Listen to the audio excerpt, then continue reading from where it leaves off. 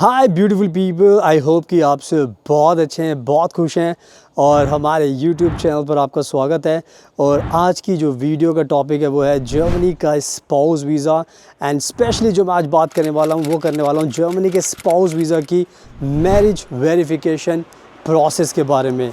Marriage verification process Germany की embassy उस situation में इनिशिएट करती है जब आपके जो फ़ाइल होती है, जो आपकी स्टोरी होती है, उनको डाउट होता है कि आपका केस जेन्युइन नहीं है। एंड सबसे इम्पॉर्टेंट चीज़ होती है, जो सबसे बुरी बात होती है इस मैरिज वेरिफिकेशन की, वो ये होती है कि आपको 50,000 रुपये की फ़ीस भी देनी पड़ती है। क्योंकि मैरिज वेरिफिकेशन का जो प्रोसेस है वो फ्री का प्रोसेस नहीं है, उसमें आपको 50,000 रुपये की फ़ीस देनी पड़ती है। हर स्टेट में अलग अलग फ़ीस है, तो मोर और लेस 50,000 तो आपको मानकर चलना है। तो आज के टाइम में आपको अगर वीज़ा अप्लाई करने के बाद मैरिज वेरिफिकेशन का प्रोसेस शुरू होता है तो आपको 50,000 रुपये भी देने पड़ेंगे। इसके साथ साथ आपका टाइम भी वेस्ट होगा। एंड इसके अलावा जो आपको डर लगेगा वो अलग होगा, बिकॉज़ आपको फिर डर लगेगा कि अब क्या मेरा वीज़ा मुझे मिल पाएगा या नहीं मिल पाएगा। तो बहुत सारे डाउट्स आपके दिमाग में चलेंगे, बहुत सारी टेंशन आपको हो जाएगी एंड आपको बहुत ज़्यादा परेशानी झेलनी पड़ेगी। एंड ये मैं इसलिए बता रहा हूँ क्योंकि बहुत सारे जो कपल्स हैं जो ये वीज़ा अप्लाई करते हैं उनकी मैरिज वेरिफिकेशन आ जाती है, तो हमें कॉन्टैक्ट करते हैं, हमसे पूछते हैं, हमें बताते हैं कि सर हमारे साथ ये सिचुएशन हुई है, तो आप बताइए हमने कहाँ गलती की है। तो हम उनका पूरा प्रोफाइल असेस करते हैं एंड उसके बाद फिर हम उनको बताते हैं कि आपने ये मिस्टेक की है, इस वजह से आपका मैरिज वेरिफिकेशन का जो प्रोसेस है वो इनिशिएट हुआ है। एंड उनको फिर पता चलता है कि यस, उनसे ये गलती हुई है। तो कहने का मतलब ये है कि आज के टाइम में जब भी आप ये वीज़ा अप्लाई करते हो तो बहुत ज़्यादा आपको ध्यान रखना होता है। एंड इंडिया के अंदर हम एक ऐसी कंपनी है, एंड दुनिया के अंदर अगर आप पूरा सोशल मीडिया भी खंगालोगे तब भी आपको कोई भी ऐसी कंपनी नहीं मिलेगी जिन्होंने ये स्पाउस वीज़ा दिलाया हुआ है। हमने इंडिया के अंदर जो स्टूडेंट वीज़ा पर जाते हैं जर्मनी के अंदर, उनकी जो शादीशुदा जो स्पाउस होती हैं उनको भी हमने वीज़ा दिलाया है। एंड साथ में जो लोग जॉब करते हैं जर्मनी में, उनके जो स्पाउस इंडिया में रहते हैं उनको भी दिलाया है। तो कोई भी आपको कंपनी नहीं मिलने वाली जिन्होंने ये वीज़ा दिलाया हुआ है। एंड इसलिए हमें नॉलेज होती है इस वीज़ा के बारे में, क्योंकि हम ये वीज़ा लोगों को दिलाते हैं। अगर आपको हमारी बातों पर यकीन ना है तो हमारी back to back YouTube channel पर अगर वीडियोस देखोगे तो हमने बहुत सारे क्लाइंट का डाला हुआ है, उसके अंदर वीज़ा दिलाया हुआ हमने, तो आप खुद भी चेक कर सकते हैं। ऐसा नहीं कि हम अपनी बड़ाई खुद कर रहे हैं और आपको झूठी बातें बता रहे हैं, ऐसा कुछ भी नहीं है। तो हमें पूरी की पूरी नॉलेज होती है इस वीज़ा के बारे में, एंड तभी हम लोगों को बताते हैं कि अब आपको नेक्स्ट क्या करना पड़ेगा। तो आज के टाइम में अगर आप चाहते हो कि आप वीज़ा अप्लाई करो और आपको मैरिज वेरिफिकेशन से बचना है तो इस वीडियो को एंड तक देखना, बिकॉज़ मैं आपको बहुत सारी चीज़ें बताने वाला हूँ। दो चीज़ें इंपॉर्टेंट कि आपकी मैरिज वेरिफिकेशन क्यों आती है, क्या आप गलती करते हो, उसके साथ साथ मैं आपको ये बताऊंगा कि इस मैरिज वेरिफिकेशन को कैसे अवॉइड करना है। So now without wasting further time let's get started.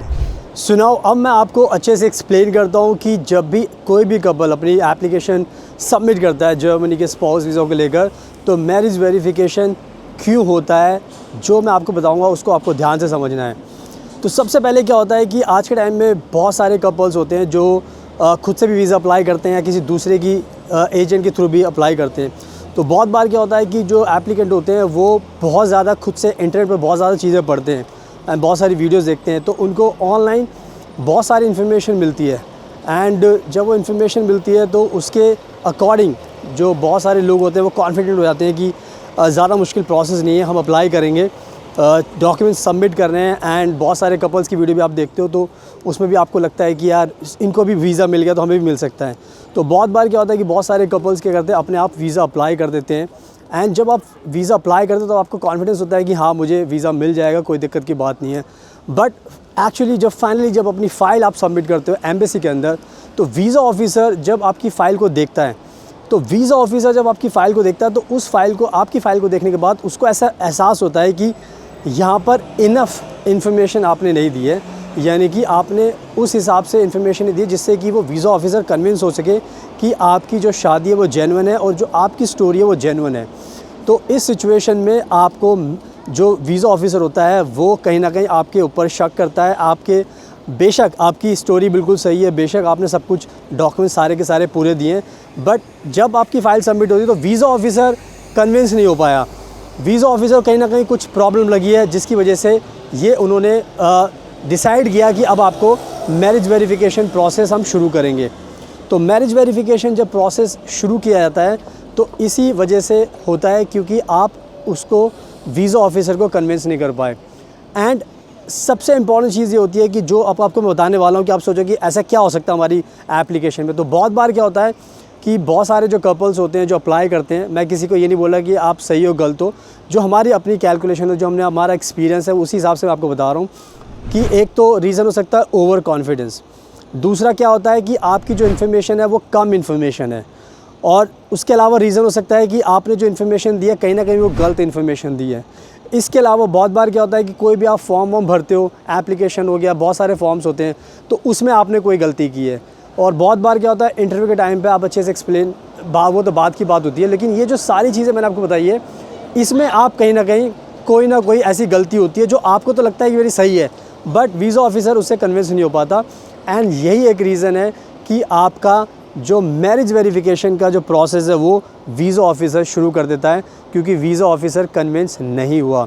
तो मैंने बहुत सारी चीज़ें बता दी हैं। ओवर कॉन्फिडेंस भी हो सकता है आपका, आपकी लैक ऑफ इन्फॉर्मेशन हो सकती है, रॉन्ग इन्फॉर्मेशन हो सकती है, आपने जो डॉक्यूमेंट्स सबमिट किए हैं वो कम डॉक्यूमेंट्स सबमिट किए हैं, तो बहुत सारे रीज़न्स हो सकते हैं। एंड जब आपका वीज़ा फंसता है, जिन लोगों का फंसता है, जिनका वेरिफिकेशन आती है, उन्हीं को इस बारे में पता होता है। जो नए लोग अप्लाई करने वाले होते हैं उनको लगता है कि हमें वीज़ा मिल जाएगा, तो बहुत बार यही होता है कि लोग अप्लाई कर देते हैं एंड उसके बाद उनको इस प्रोसेस से गुजरना पड़ता है। तो जो मैंने चीज़ें आपको भी बताई है ये हैं सारी की सारी मेन चीज़ें मैरिज वेरिफिकेशन प्रोसेस स्टार्ट होने की। इन सब जो मैंने चीज़ें आपको बताई इन सब का आपको ध्यान रखना है। एंड नाउ अब मैं आपको बताता हूँ कि अगर आपको ये जर्मनी का स्पाउस वीज़ा चाहिए और आपको मैरिज वेरिफिकेशन प्रोसेस से बचना है, आपको अपने पैसे बचाने हैं, टाइम बचाना है, तो जो मैं आपको बताऊँगा उसको आपको ध्यान से समझना है। और ये सारी बातें मैं आपको अपने एक्सपीरियंस से बता रहा हूँ, क्योंकि हम ये वीज़ा दिलाते हैं इसलिए हमें नॉलेज होती है और इसी वजह से मैं आपको ये सारी चीज़ें बता रहा हूँ। तो मेरी एडवाइस अगर आप फॉलो करोगे तो उससे आपको बहुत ज़्यादा बेनिफिट होने वाला है। तो सबसे इंपॉर्टेंट चीज़ ये होती है कि जब भी आप ये जर्मनी का स्पाउस वीज़ा अप्लाई करने का आप कोशिश करते हो, तो सबसे पहले आपको ना सारी नॉलेज होनी बहुत ज़रूरी है। मतलब हर एक चीज़ के बारे में पता होना चाहिए, क्योंकि ये प्रोसेस बड़ा लेंदी होता है।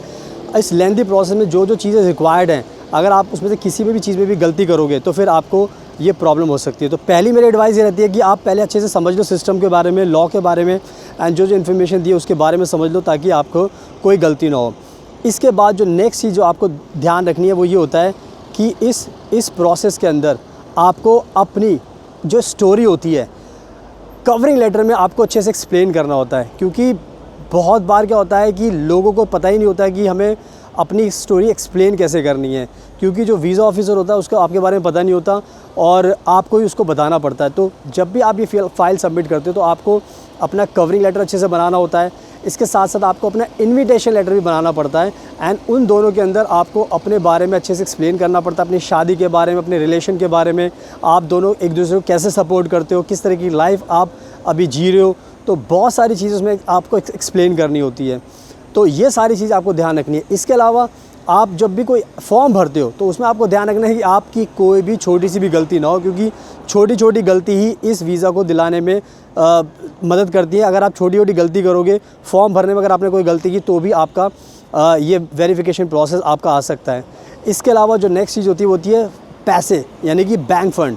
आपको ये मेक श्योर करना है कि जब भी आप ये एप्लीकेशन लगाओगे तो आपके पास पैसा भी इनफ होना चाहिए। ऐसा ना हो कि आपने वीज़ा तो लगा दिया बट आपके पास पैसे की दिक्कत है, ये चीज़ हो सकती है। इसके अलावा आपको ये भी ध्यान रखना है, जो बहुत सारे लोग गलती करते हैं कि जो आपका इंटरव्यू होता है स्पाउस वीज़ा का, उसमें आपसे बहुत सारे सवाल पूछे जाते हैं एंड वीज़ा ऑफिसर आपको टटोलने की कोशिश करता है एंड जानना चाहता है कि आपकी स्टोरी आखिर के सच्चाई क्या है। तो उस टाइम क्या होता है कि आपको अच्छे से सारे सवालों के जवाब देने पड़ते हैं एंड वीज़ा ऑफिसर को अच्छे से कन्विंस करना पड़ता है, तभी वीज़ा ऑफिसर को समझ में आता है कि आपकी स्टोरी वीज़ा ऑफिसर को अच्छे से समझ में आ गई है। तो ये सारी की सारी चीज़ें आपको ध्यान रखनी है एंड सारे के सारे डॉक्यूमेंट्स देने हैं। अगर कोई डॉक्यूमेंट्स अगर आपसे मिस हो गया तो भी आपको बहुत मैरिज वेरिफिकेशन प्रोसेस से गुजरना पड़ सकता है। तो अब आप जब भी वीज़ा अप्लाई करो तो आप अप्लाई कर सकते हो मेरी इन्फॉर्मेशन को फॉलो करने के बाद एंड होपफुली आपको वीज़ा मिल जाएगा।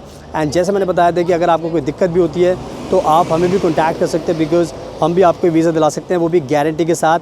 एंड आपको वीज़ा नहीं दिलाएंगे, आपको मैरिज वेरिफिकेशन से प्रोसेस से बचा लेंगे, क्योंकि हमारे जितने भी क्लाइंट्स को हमने वीज़ा दिलाया है हमारी कभी भी मैरिज वेरिफिकेशन नहीं आई, क्योंकि हम फ़ाइल बहुत अच्छे तरीके से लगाते हैं और हमें पता होता है कि वीज़ा ऑफिसर को आखिर में चाहिए क्या। तो जब हम सारी चीज़ें वीज़ा ऑफिसर को प्रोवाइड करते हैं तो वीज़ा ऑफिसर को तसल्ली हो जाती है एंड आपको वीज़ा मिलने में दिक्कत नहीं होती।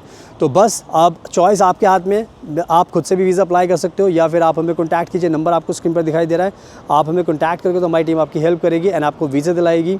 And thank you so much इस वीडियो को देखने के लिए। Best of luck and please हमेशा अपना ध्यान रखिए।